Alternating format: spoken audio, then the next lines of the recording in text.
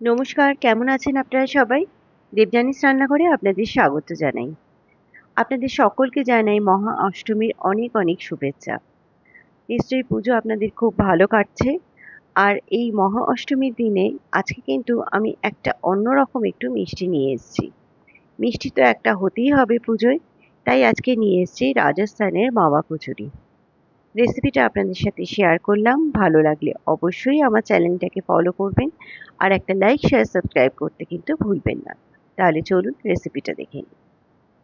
এখানে আমি একটা বাটির মধ্যে নিয়ে নিচ্ছি 2 কাপ পরিমাণ ময়দা, 1 পিঞ্চ মতো নুন দিয়ে দিলাম এটার মধ্যে। এটাকে ভালো করে মিশিয়ে নেব। এবার এখানে দিয়ে দিচ্ছি মোটামুটি 1/4 কাপ মতো ঘি। এটা পুরোটাই আমি ঘিতেই ময়ান দেব যাতে কচুরিটা খাস্তা হয়। এটাকে ভালো করে ময়ান দিতে হবে একদম চারিদিকটা। এই ময়ানটার ওপর কিন্তু কচুরিটার সম্পূর্ণ নির্ভর করছে খাস্তা হওয়াটা। এখানে দেখুন সুন্দর মতো কিন্তু এটা ময়ান হয়ে যাচ্ছে, একটা বলের মতো মুঠো হয়ে যাচ্ছে। এবার এখানে অল্প অল্প করে জল দিয়ে এটার ডোটা বানাতে হবে এবং এটার ডোটা কিন্তু একটু নরমই হবে। যেমন নর্মালি আমরা একটু পরোটার ডো এর জন্য নরম করে বানিয়ে থাকি, ওরকম কিন্তু নরম হবে। এটা দেখুন, এটা মাখা হয়ে গেছে। এটা দেখুন কতটা নরম হয়েছে। এবার এটাকে ঢেকে কিছুক্ষণ রেখে দেব। এখানে আমি আলমন্ড, কাজু আর কিশমিশ নিয়ে নিয়েছি।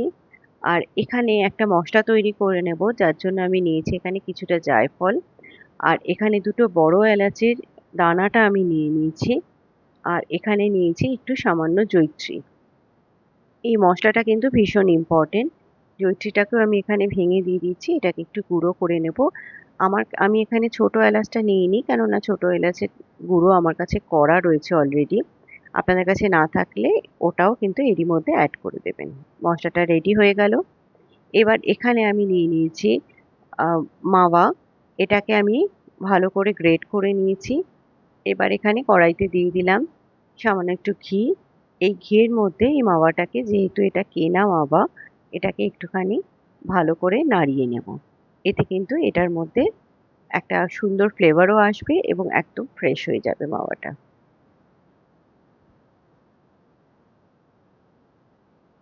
এটা দেখুন সুন্দর মতো মিশে গেছে।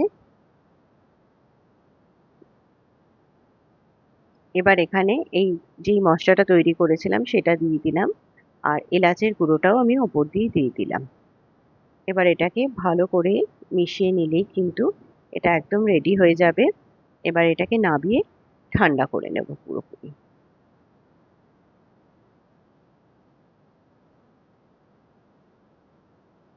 এখানেই আমি আরেকটুখানি ঘি দিয়ে দিচ্ছি। এর মধ্যে একটু আমি বাদামটাকে ভেজে নেব। ২ রকমের বাদামই আমি এখানে দিয়ে দেব। এটাকে একটু হালকা করে ভেজে নেব। এতে বাদামটা খেতে ভালো লাগবে মুখে পড়লে।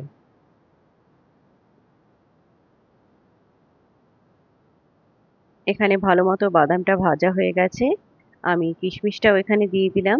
এটাকেও ভালো করে নাড়িয়ে চাড়িয়ে নাবিয়ে একদম মাওয়ার ওপরে দিয়ে এটাকে মিশিয়ে নেব।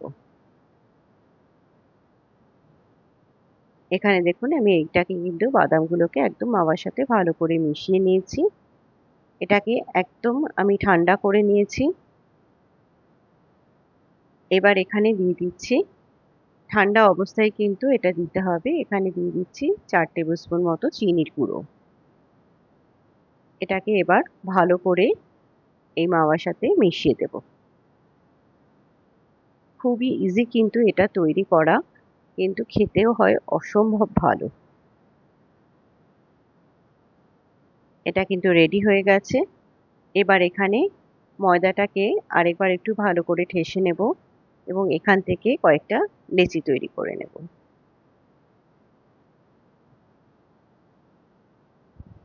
এখানে সবকটা লেচি করে নিয়েছি। এবার এখানে যেভাবে আমরা খাস্তা কচুরি নরমালি বানিয়ে থাকি, সেভাবেই এটাকে একটা বাটির মতো করে তার মধ্যে কিছুটা মাওয়ার পুর দিয়ে দেব এবং এটাকে এভাবে চেপে সব দিকটা ভালো করে আটকে দেব।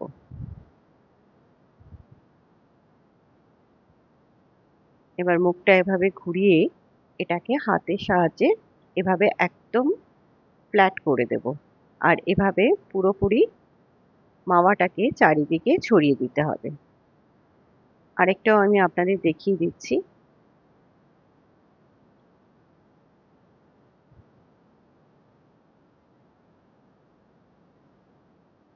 এইভাবে এটাকে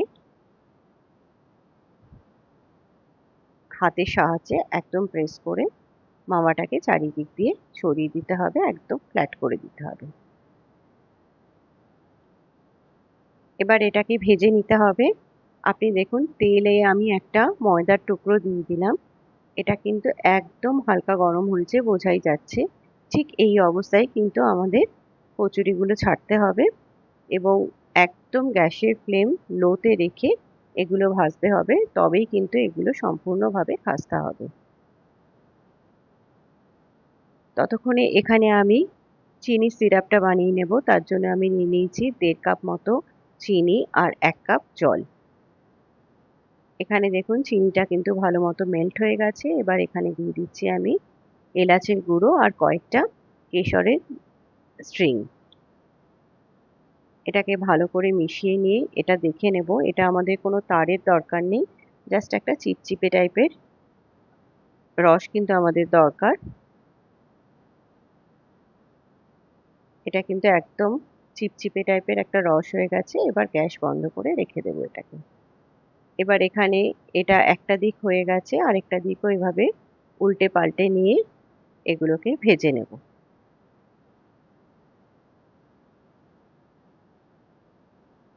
এবার দেখুন এটাতে কিন্তু সুন্দর মতো কালার ধরতে শুরু করে দিয়েছে। আরেকটা দিকও এভাবেই ভেজে নেব। এবার এখানে সবকটাই কিন্তু বেশ ভালো মতো ভাজা হয়ে গেছে, এগুলোকে তুলে রাখলাম। আরেকটা ব্যাচ ভাজার আগে আমি কিন্তু দেখুন সম্পূর্ণ গ্যাস বন্ধ করে দিয়েছিলাম। এটা অবশ্যই আপনারা খেয়াল রাখবেন। তারপর এটাকে যখন প্রায় ঠান্ডা হয়ে এসছে তখন আমি আবার এটাকে গ্যাস চালিয়ে এগুলোকে ছাড়ছি। এভাবে না ভাজলে কিন্তু কচুরিগুলো পরেরগুলো কিন্তু খাস্তা হবে না। এবার এগুলোকে আমি চিনির রসে দিতে হবে। এগুলো ঠিক এইভাবে ভেঙে দিতে হবে মাঝখান দিয়ে। এবার আমার এখানে চিনির রসটা কিন্তু উষ্ণ গরম রয়েছে, ওই অবস্থায় কিন্তু এগুলোকে এভাবে ছড়িয়ে দিতে হবে। আমি ওপরে ভেতরে সব দিক দিয়েই কিন্তু এভাবে ছড়িয়ে দিচ্ছি।